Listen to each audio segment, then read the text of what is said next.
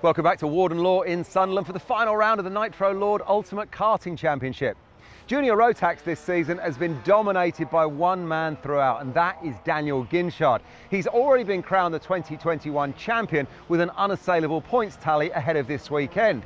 And it seems his successes on the track haven't gone unnoticed, because this weekend he's not here, choosing instead to spend some time in the Formula 4 simulator, hoping to impress his team Argenti Motorsport before potentially driving for them in that championship next year. So best of luck to him. It leaves the door open, however, then for all of the rest of the young Junior Rotax drivers to see how far up the championship table they can push themselves.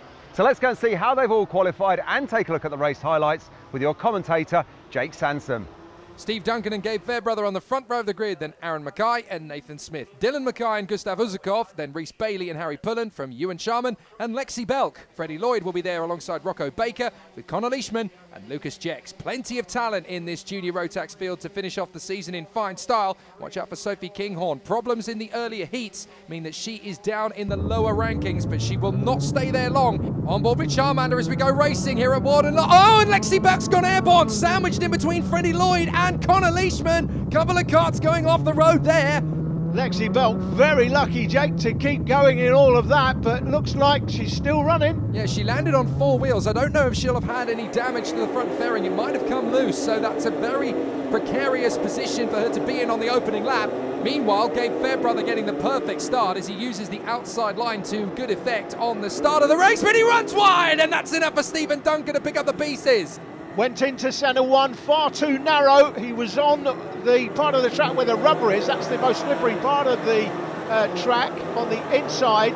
That ran him wide on the exit and has allowed Stephen Duncan back through to the lead. Yeah, that's the problem. Unfortunately, in these greasy conditions, you use what is known traditionally as the karting line, which is the outside of the circuit, rather than the inside apex. Nathan Smith has been able to get a good start and has come through into third position. We've got yellow lights on the way through to the horseshoe. That must be because we've still got karts all over the road on the main straight after several karts took to the far part of the circuit, so they've got to be very careful about when they make the overtake. Big chuck in and massive lock on the steering as they go through turn one.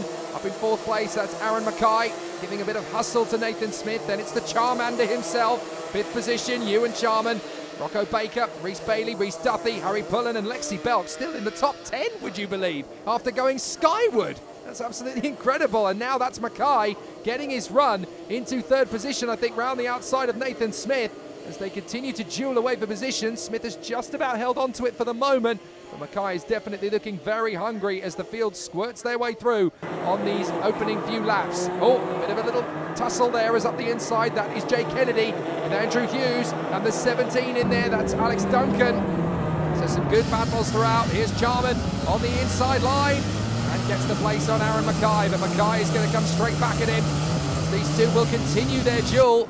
But Charman has been working very hard to get himself back into fourth position. In P6 was Rhys Duffy. Lexi Belk still doing a good job in front of Freddie Lloyd. He was another of the drivers caught up in that first lap incident. There's several karts in trouble already in the start. We had Connor Leishman, Dylan Mackay, Lucas Jex, Finn Smith and Gustav Uzakov all involved in that first lap incident. So some big problems there for them as they've all ended up falling down the order. Now we're watching the 54, or at least we were watching the 54. Dylan Mackay trying to get himself back up the order after a difficult start. Our drone pictures once again picking up the drama. Battle for 13th place. A lot of races in this little gaggle. You've got Hughes, Kennedy, Ardolino, James Robertson is in the mix, then Shane Collins and Sophie Kinghorn, who is working her way through the pack. It's been a crazy race so far. There's a whole list of races that are not circulating that certainly should be. Joe Garraway, Isaac O'Shea, Carl Cruikshanks and Logan Carson all failed to take the start. Finn Smith, Lucas Jex and Gustav Uzakov were thrown off the track in that first corner melee. Connor Leishman, I think he completed the first lap but has had to pull off subsequently. So a lot of drivers out of the action. Here's the battle for 13th. This is Hughes, Kennedy, Ardolino, Robertson, Shane Collins and Sophie Kinghorn. Alex Cull isn't far away from it either in the number 13. So a lot of drivers all having a great duel as Lexi Belk is trying to shake off the drivers behind her as well, because you've got Rhys Bailey and Harry Pullen in her warpath. So they continue to battle away. Warden Law, great to be back in the prominence of British karting again. And what the boys here have been doing to get this circuit back up to full scratch is absolutely brilliant. It's really great to see what the Hunter family have done to this place. They've made it a top-class karting venue once again. Great to see the UKC field having a great spat. Yeah, PF International in Lincolnshire, generally accepted as the greatest karting facility we have in the UK, but the Hunters here trying to make this the PF International of the North effectively. Great battling in the midfield, Jake. Yeah, Shane Collins pulled off a nice couple of moves there as he battled away with Alex Cull. So some good running through the pack here, and it's going to be very interesting to see if Shane Collins can hang on to this. Late lunge up the inside there from the 37 to try and dive back through Rhys Duthie. And on the last lap, we could see Stephen Duncan really enjoying his lead and not really under massive pressure. So some great performances from him over the course of this season, and with no Dan Ginchard to play with, he's allowed the opportunity to run away and hide. So a great run from Steve Duncan. Gabe Fairbrother managing to hold off Ewan Sharman. Now that he's crept his way into third place, he has kept it.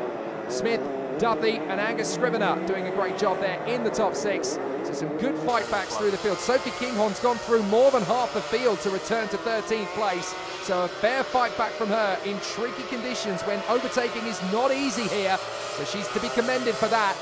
And Lexi Bell is going to be in the top 10 despite having 3 wheels in the air and 1 on the deck on the run to the first corner. Excellent drives from those two, but Stephen Duncan will be out of the final turn and down the home straight in fabulous style. He takes the win in brilliant fashion and he celebrates accordingly. Look back and we'll see Gabe Fairbrother in second place. Great job. He's not happy, but second place will have to do. Third for Ewan Sharman. 4th place for Nathan Smith. He's gutted to miss out on the podium in the final race of the season. Rhys Duthie and Agus Scrivener will come home in the top 6 as well.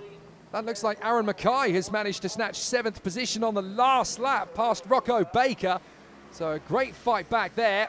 But as you can see from the official results in a moment, post-race penalties galore after the melee on the opening lap, and it drops Ewan Sharman out of 3rd position down to P5. So Nathan Smith inherits the roster and Rhys Duthie in 4th ahead of Sharman, Scrivener, Aaron Mackay and Rocco Baker. Andrew Hughes is 9th.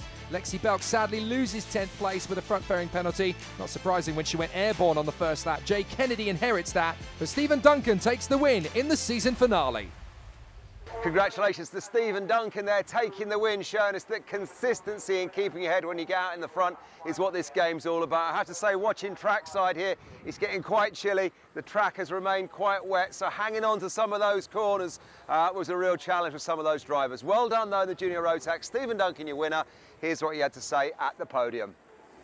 Yeah, it was our conditions, you know, wet, and then Hunter got a great setup, and then we just managed to pull out of the bag and get a great victory. Who do you want to thank for your weekend?